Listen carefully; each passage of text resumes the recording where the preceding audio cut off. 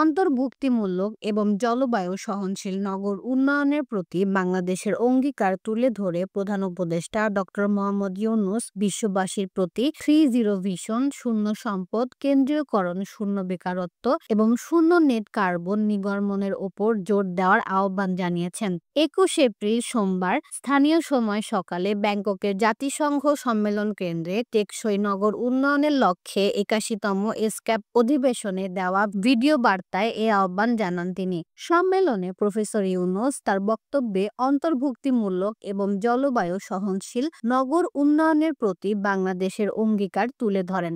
একই সঙ্গে দেশের সংস্কার যাত্রা এবং ৩-০ ভিশন, শূন্য সম্পদ, কেন্দ্রীয়করণ, শূন্য বেকারত্ব এবং শূন্য নেট কার্বন নির্গমন এর ওপর জোর দেন। তিনি জলবায়ু ও নগর চ্যালেঞ্জ মোকাবিলায় আঞ্চলিক সহযোগিতা বৃদ্ধির আহ্বান জানান এবং টেকসই ভবিষ্যৎ গঠনের জন্য যুব সম্ভাবনা এবং উদ্ভাবনকে কাজে লাগানোর জন্য দেশগুলির প্রতি আহ্বান জানান।